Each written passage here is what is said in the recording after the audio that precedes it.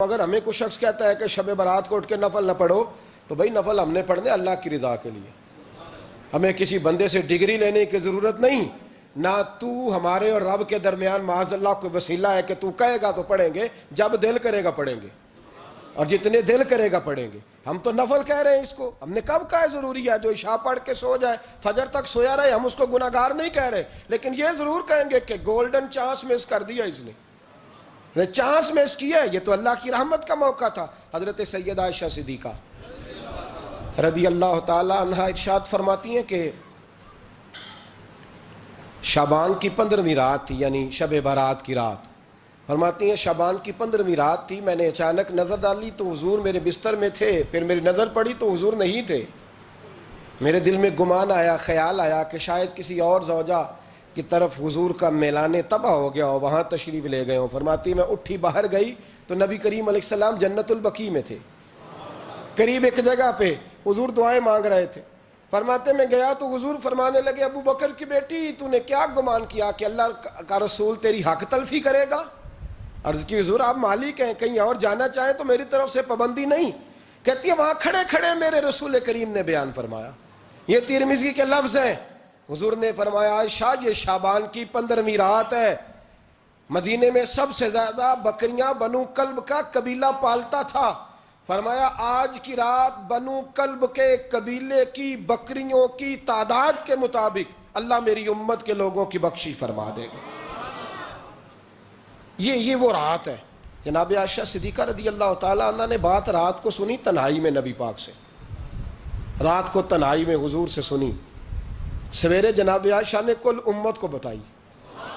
اگر یہ بات اہمیت والی نہ ہوتی تو بی بی صاحبہ آگے روایت کرتی، یہ کتابوں میں آتی، یہ لوگوں کو بتاتی۔ حضرت عائشہ نے روایت کیا اور مولا علی شیر خدا نے تو کھل کے کہا، ابن ماجہ میں حضرت علی سے پیار کرنے والوں کے لیے الگ عنوان، مولا علی نے کھل کے فرمایا شعبان کی 15ویں رات کو رات عبادت کرنا اور سویرے روزہ رکھنا۔ حضرت علی کے لفظ بائی نہیں سیاستہ میں، رات کو عبادت کرنا، دن کو روزہ رکھنا۔ ویسے تو رب کریم ہر روز تہجد کے وقت پہلے آسمان پر نزول اجلال فرماتا ہے اور لوگوں کو فرماتا ہے کوئی بخشش مانگنے والا؟ اور فرمایا ہر روز تہجد کے وقت یہ اعلان ہوتا ہے، پر شب برات کو نا شروع رات سے یہ اعلان شروع ہو جاتا ہے۔ ادھر دیکھو میری طرف، مغرب سے اعلان شروع ہو جائے گا۔ اللہ کرے آپ کو سمجھ آئے، اللہ کرے آپ کو، اور بھائی یہاں باہر لوٹ سیل لگ جائے، یہاں ابھی سیل لگ جائے، 5000 والا جوڑا 1500 میں تو رش ختم ہوگا؟ اور بھائی اگر یہ لگ جائے، چلو یہ تو دور کی بات ہے نا، ہم تو لنگر والے لوگ ہیں، اگر لنگر کا اعلان ہو جائے کہ بڑا تگڑا ہے، بڑا تگڑا، ہمارے ہاں تو شادی کی روٹی کھلتی ہے تو لوگ آخری روٹی سمجھ کے کھاتے ہیں، تو شاید اللہ ماشاءاللہ یہ آخری ہے، اس کے بعد نہ ملے گی۔ جب اعلان ہوتا ہے اور دعوت ہوتی ہے کہ کھلا ہے جی کھاؤ، کیا حشر ہوتا ہے، کیا انداز ہے۔ مولا علی شیر خدا حدیث روایت کرتے ہیں، رنگ کیا ہے؟ فرمایا باقی راتوں میں نا تھوڑا سا پیکج ہوتا ہے، تھوڑا سا، آخری حصے میں رات کے شب برات کو نا رات چڑھتے ہی اللہ پہلے آسمان پر جو اس کی شان کے لائق ہے نزول جلال فرماتا ہے، اور پہلا جملہ یہ فرماتا ہے کوئی معافی مانگنے والا؟ اللہ کرے آپ کو سمجھ آئے، یعنی معافی دینے والا کہہ رہا ہے چلو آؤ ادھر، آؤ ذرا معافی مانگو، میں معاف کرنے آیا ہوں، مانگو معافی، ہے کوئی معافی مانگنے والا؟ معاف کر دیں گے۔ اور آپ فرماتے ہیں ہے کوئی رزق مانگنے والا؟ وہ جو بڑی درخواستیں دیتے پھرتے ہیں نا مختلف اداروں میں، وہ ایک درخواست نا کل شب برات والی رات بھی دیں۔ اللہ کرے آپ کو سمجھ آئے۔ وہ جو کہتے ہیں نا بڑی بڑی کمپنیوں میں نے اپلیکیشن جمع کرائی ہے تو کہیں کام نہیں بن رہا تو نسخہ دے رہا ہوں، ایک اپلیکیشن کل رات بھی جمع کراؤ انشاءاللہ کام بن جائے گا۔ اور میں نہیں کہہ رہا، مولا علی شیر خدا فرما رہے ہیں، اور وہ خود نہیں فرما رہے، وہ نبی پاک کا فرمان نقل کر رہے ہیں، اور وہ رسول اللہ صلی اللہ علیہ وسلم کی بات نہیں بیان کر رہے، وہ کہتے ہیں رب فرماتا ہے کوئی روزی مانگنے والا؟ سارے سیٹھوں، نوابوں، جاگیرداروں کے پاس جا جا کے تھک گئے ہو، ایک دن میرے کہنے پر، ایک رات، ایک دیہڑی ذرا شب برات والی لگا کے تو دیکھو، پر شرط یہ ہے کہ یقین کامل ہو، ارادہ یہ، مطلب اللہ معاف کرے، آپ نے ناراض نہیں ہونا، لیکن وہ ماحول اس طرح کا ہے کہ شب برات کو ایک دو ساتھی کو کہا رات کو عبادت کر کہتے جی وہ تو ٹھیک ہے پر سویرے چھٹی نہیں، کام کرنا ہے. یعنی رب کہہ رہا ہے کہ تو آ جا شب برات کی رات، جو مانگے گا وہ تجھے، لیکن یہ ادھر نہیں توجہ کر رہا. یہ کہتا ہے سویرے 10 بجے دکان نہ کھلی تو مشکل ہو جائے گی، دفتر نہ گیا تو حالات. آپ دیکھیں ذرا، اب جب یقین اس طرح کا ہو تو پھر تو میں ساری زندگی اداروں میں درخواستیں دینی ہیں. پھر آپ جیسا آپ کا مزاج ہوگا، اللہ تعالیٰ تو بندے کے گمان کے قریب ہے. تو میرے رسول پاک علیہ السلام نے ہمیں یہ میسج دیا، پیغام دیا، فرمائے اس رات جو اولاد مانگے گا رب اسے بھی عطا فرمائے گا.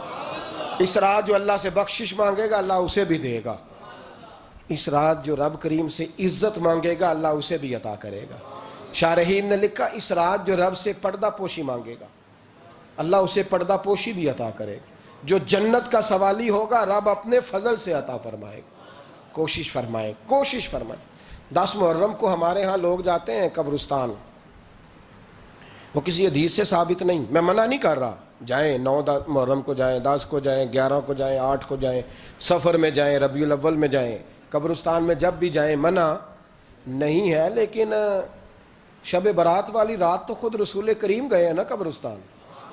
اب جو بات میں نے سمجھانی ہے اس کو سمجھیں. نبی پاک کی والدہ کا مزار نہیں ہے وہاں جنت البقیع میں. حضور کے کو بھائی بہن، حضور کیا کرنے گئے؟ امت کی بخشش کے لیے گئے. شب برات کی رات لالچی نہ بنے کہ صرف میں نے اپنے لیے روزی مانگنی ہے، کل امت کے لیے مانگے رب کریم سے. مانگے اپنے بھائی کے لیے، مانگے اپنی بہن کے لیے، مانگے اپنے بیٹے کے لیے، مانگے اپنی بیٹی کے لیے، مانگے اللہ کریم سے. یہ مانگنے کی رات ہے. پچھلی راتی رحمت رب دی کرے بلند آوازہ، بخشش منگن واریاں کارن کھلا جے دروازہ. آئیں اللہ کی بارگاہ میں اس رات کو کھل کے دعا مانگیں. قبرستانوں میں نا کچھ قبریں ایسی ہیں کہ جو بتاتی ہیں کہ سالوں بیت گئے ہیں کوئی آیا نہیں. کچھ قبریں بتاتی ہیں. اور کچھ بڑے قبرستان بڑے شہروں میں ایسے بھی ہیں کہ جن کا گورکن کہتا ہے کہ مجھے کمیٹی نے کہہ دیا ہے جہاں 4-5 سال کوئی نہ آئے وہاں نئی قبر بنا دیا کرو. وہاں نئی قبر بن جاتی ہے معاذ اللہ. او بھائی کچھ ہیں ایسے، کچھ ہیں. یہ جائیں نا اکبر بادشاہ یہاں لیٹا ہے لاہور میں، تو شعر لکھا ہوا ہے بر مزارے ماں غریباں نے گلے پروانہ سوزز نے صدائے بلبلے. فارسی کا مقولہ لکھا ہے اس کی قبر پہ، کہتا ہے میں وہ غریب ہوں. اعلیٰ بادشاہ ہے مقبرے میں لیٹا ہے، کہتا ہے میں وہ غریب ہوں کہ نہ یہاں کوئی پروانہ آتا ہے نہ بلبل آ کے گیت گاتی. کوئی آتا ہی نہیں، کوئی فاتحہ نہیں پڑھتا، کوئی فاتحہ نہیں پڑھتا. او بھائی کئی قبریں ایسی ہیں جن پہ سالوں بیت گئے کوئی لوٹا نہیں. اور مشکات میں حدیث ہے میرے نبی کریم علیہ السلام نے فرمایا جو قبر میں ہوتا ہے وہ تو اس آدمی کی طرح ہے جو دریا میں ڈوب رہا ہے اور وہ انتظار کر رہا ہے کہ میرا بیٹا میرے لیے دعا مانگے، میری بیٹی دعا مانگے. پر بیٹے کو تو 27 سال ہو گئے، ملک سے باہر ہے. کاغذ بنے گے تو ابے کی قبر پہ آئے گا نا، اس کے تو کاغذات ہی نہیں مکمل ہو رہے. وہ بیٹے کو تو مشکل ہے بڑی، وہ تو کاغذات نہیں بن رہے. وہ تو دولت کا مطالبہ پورا ہوگا تو جب ہی وہ کام ہوگا نا. انتظار ہو رہا ہے قبروں میں میرا بیٹا دعا کرے، میرا بھائی دعا کرے. اور اگر بچہ دفن ہے تو وہ کہتا ہے میری ماں دعا کرے، میرا باپ دعا کرے. کوشش کریں شب برات بعد از مغرب یہ رواج پیدا کریں. یہ رسول اللہ کا طریقہ ہے صلی اللہ علیہ وسلم. قبرستان میں جائیں اور جا کر کے وہاں اللہ تبارک و تعالیٰ سے دعا مانگیں کہ یا اللہ جو اس قبرستان میں لیٹے ہیں وہ بھی، اور جو آج تک کلمہ پڑھنے والے دنیا سے گئے وہ بھی، اور جو قیامت تک جائیں گے وہ بھی. اے اللہ تو سب کی بخشش فرما دے. اللہ کی رحمت کو محدود نہ کریں کہ صرف مجھے بخش دے، اسے کہیں یا اللہ کل کی بخشش فرما. ساری امت کے لیے دعا کریں. شب برات کی رات نفل پڑھیں. ہمارے ہاں محفل ہوتی ہے ہر سال الحمدللہ، بڑے شوق سے بڑا خوبصورت ہم اہتمام کرتے ہیں. لیکن میں اکثر دوستوں سے کہا کرتا ہوں کہ جن کو اکیلے میں نفل پڑھنے میں مزہ آئے وہ اکیلے میں پڑھیں. کتنی کھلی بات کر رہا ہوں. میں پابند نہیں کر رہا کہ آپ یہاں آئیں گے محفل میں آئیں گے ضروری ہے. بھئی آپ کو اکیلے میں مزہ آتا ہے نا. کچھ لوگ تنہائی میں ہوں تو دل زیادہ لگتا ہے، وہ تنہائی میں کریں اللہ اللہ کوئی عرض نہیں. لیکن کچھ ایسے ہیں کہ نعت سنتے ہیں تو دل نرم ہوتا ہے، تقریر سنتے ہیں تو دل نرم ہوتا ہے. تو جن کا اس طرح نرم ہوتا ہے وہ مسجد میں آئے, بات سنیں. کچھ کو سب کے بیچ بیٹھ کے رونا آتا ہے. حضرت سعدی شیرازی فرمایا کرتے تھے کچھ لوگوں کے آنسو مجھے رلا جاتے ہیں. فرماتے ہیں کچھ کی آنکھیں دیکھ کے رو پڑتا ہوں, لہٰذا میں جب بھی ذکر کرتا ہوں محفلوں میں بیٹھ کے کرتا ہوں. تنہائیوں میں مجھ سے نہیں ہوتا, تو جس سے نہیں ہوتا وہ آئے نا, مسجد میں آئے, رات عبادت کریں. کل مغرب سے پہلے پہلے کام سمیٹ لیں سارے, اور مغرب کے بعد یہ رات شروع ہوگی, مغرب کے بعد ایک چھٹی کر لو اللہ رسول کے لیے. کر لیں گے انشاءاللہ تعالی ایک چھٹی. اور توبہ کی رات ہے یہ, توبہ کرنی ہے. توبہ کس کو کہتے ہیں؟ توبہ کا معنی ہے پچھلے گناہ پر پچھتانا, شرمسار ہونا. کہتے نہیں اے کاش میں نہ کرتا, اور وہ لفظوں میں نہیں, جملوں میں نہیں, توبہ رٹی رٹائی نہیں. شرمسار ہونا اور آئندہ گناہ نہ کرنے کا پکا ارادہ کرنا, اس کا نام توبہ ہے. دیکھیں اللہ تعالیٰ فضل کرے, میں نے پچھلے سال کہا تھا پھر کہتا ہوں, مسجدوں سے نا شب برات کی رات, شب قدر کی رات چیخوں کی آوازیں آتی ہیں, لوگ اتنا روتے ہیں نا. رونا چاہیے, کم روتے ہیں زیادہ رونا چاہیے. لیکن سوال یہ ہے کہ اتنا زیادہ لوگ شب برات کی رات روتے ہیں, کیا پھر سویرے بددیانتی ختم ہو جاتی ہے؟ جو رات مسجد میں کھل کے رو کے آیا ہے اس کا پروگرام ہے نا کہ اب ملاوٹ کبھی نہیں کرے گا, اب گاہکوں سے جھوٹ کبھی نہیں بولے گا, اب وہ بددیانتی کا معاملہ کبھی نہیں کرے گا. لیکن رات روتا بھی رہے اور سویرے پروگرام یہ ہو کہ میں نے پھر لوگوں کو فریب دینا ہے, داؤ لگانا ہے, تو اس نے توبہ کیا رات کے, یہاں بس یہ ایکٹنگ کر کے لوٹ آیا ہے. یعنی بڑی سجا بنا کر کے سوار کر کے رات توبہ کی. کیا مطلب ہے توبہ کا؟ کہ توبہ آپ نے کی. حضرت حسن بصری سے کسی نے کہا توبہ کیا ہے؟ فرمانے لگے توبہ یہ ہے کہ جس گلی سے رب نے تجھے منع کیا ہے دوبارہ پھر تو اس گلی میں نظر نہ آئے, تو نظر ہی نہ آئے. اور جس جگہ جانے کا رب نے تجھے حکم دیا ہے پھر تو دوبارہ وہاں سے غیر حاضر نہ ہو. اگر یہ پروگرام ہی نہیں, ارادہ ہی نہیں. بچے ایک دو مجھے کہنے لگے کل حضرت صاحب توبہ کے موضوع پر ہم نے گفتگو کرنی ہے, تو کوئی باب بتائے کہاں پہ ہے. کچھ بچے شاگرد ہیں, کچھ مسجدوں میں جمعہ پڑھاتے ہیں. ایک نے مجھ سے کہا, تو میں نے کہا بیٹے پہلے مسجد میں جاؤ, 2 نفل پڑھو, توبہ کرو, توبہ کا ارادہ بناؤ. یہ رسم نہیں ہے. وہ نعت خواں بھی تو توبہ کر لینا جو شب برات کے دن لوگوں کو توبہ کرانے آیا ہے اور 25,000 کا سودا کر کے آیا ہے. تو آج اس کام سے تو توبہ کرنا, یہ نوٹ پھکوانے سے تو توبہ کرنا. یہ رسم ہے. ساری رات توبہ توبہ توبہ توبہ, یہ کیا معنی ہے اس کا؟ کیا مطلب کریں؟ امام غزالی فرماتے ہیں کہ ایک آدمی بادشاہ کا گارڈ تھا, سپاہی تھا, اس کا پہرے دار تھا, نگرانی کرتا تھا, بڑی وفاداری سے نوکری کرتا رہا. بادشاہ نے اسے تنخواہ کے علاوہ بھی بڑا نوازا, بڑا نوازا, بڑا نوازا. اسے بادشاہ نے بڑے الاؤنسز دیے, بادشاہ نے بڑا کچھ دیا, مکان دیا. کچھ سالوں کے بعد بادشاہ کو پتا چلا کہ یہ میرے لیے نہیں آتا تھا, اس کی تو میری کنیز پر نظر تھی. اس نے تو رات کی ڈیوٹی اس لیے لگوائی تھی کہ کنیز پر نظر تھی. تو امام فرماتے ہیں کہ بتاؤ پھر وہ بادشاہ اس کے ساتھ کیا سلوک کرے گا؟ وہ کیا سلوک کرے گا؟ تو لوگ کہنے لگے حضور لگتا یہ ہے کہ وہ نا 4-5 حصوں میں کاٹ کے تو کتوں کے آگے پھینکے گا. آپ فرمانے لگے میرا رب تو بڑا ہی کریم ہے, وہ تو ایسے نہیں کرتا. لیکن بتلاؤ اگر اسے پتا چلے کہ یہ رسم کے لیے آیا ہے, اس کی تو نظر ہی مال پہ ہے, یہ تو سویرے بدلے گا نہیں, یہ تو دھوکہ دے رہا ہے, یہ تو توبہ کرنے آیا ہی نہیں, اس نے تو ڈھونگ رچایا ہے, اسے تو پہلے سے خبر ہے. تو پھر تم کیا امید رکھتے ہو؟ پھر کیا رویہ رکھتے ہو؟ شب برات کی رات دھاڑے مار مار کے رونا اور صبح اسی طرح دھوکہ دینا, اسی طرح فریب کرنا, اسی طرح جھوٹ بولنا, اسی طرح بددیانتی کرنا, اسی طرح لوگوں کو لوٹنا. تو یہ رسم نہیں ہے توبہ. توبہ تو بدل جانے کا نام ہے, توبہ تو پھر سنور جانے کا نام ہے.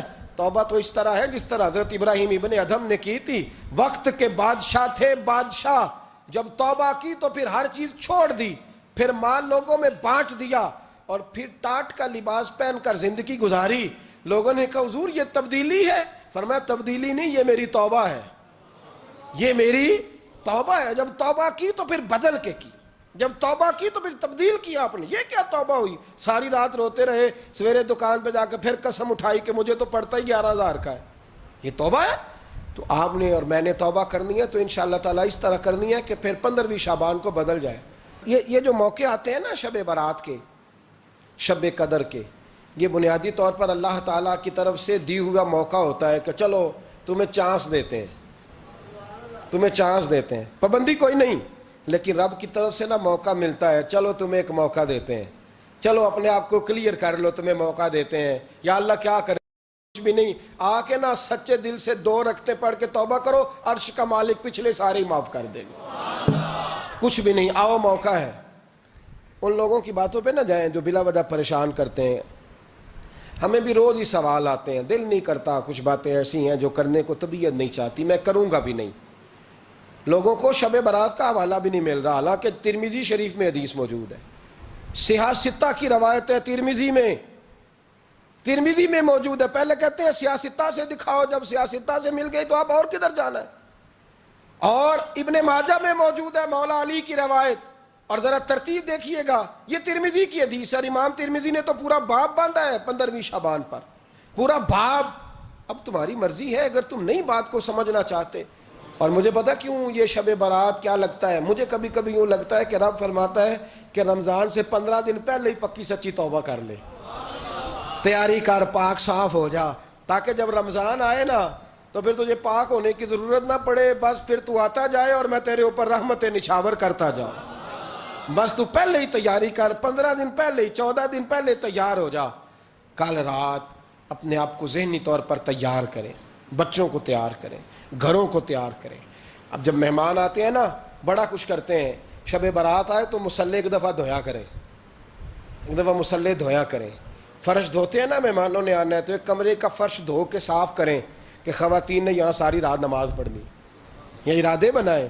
جس طرح آپ کہتے ہیں نا رات کو سفر کرنا ہے تو دوپہر میں تھوڑا آرام نہ کر لوں تو کل دوپہر میں آرام کر لیں، تاکہ رات کو رب رب کرنا آسان ہو جائے، اللہ کی بارگاہ میں بیٹھنا آسان ہو جائے۔ مکمل طور پر ذہنی طور پر اپنے آپ کو تیار کریں۔ یہاں بھی محفل ہوگی انشاءاللہ، عشاء کے متصل بعد شروع ہو جائے گی، 12 بجے تک محفل چلے گی، پھر 12 بجے کے بعد نماز تسبیح پڑھی جائے گی، پھر 1 بجے پھر دوبارہ آپ کو اجازت دی جائے گی، کوئی انفرادی طور پر گھنٹہ سوا اپنی الگ سے کوئی عبادت کرنا چاہے تو وہ تب بھی ممکن ہو، جیسے آپ کو موقع بنے۔ میں کہہ چکا ہوں، لیکن وقت ضائع نہ کرنا، گولڈن چانس ہے، اس کو مس نہ کرنا، یہ شب نجات ہے، اس کے ضرور قریب جانا۔ رب کریم سمجھنے کی توفیق عطا فرمائے۔ آخر دعوایا ان الحمدللہ رب العالمین۔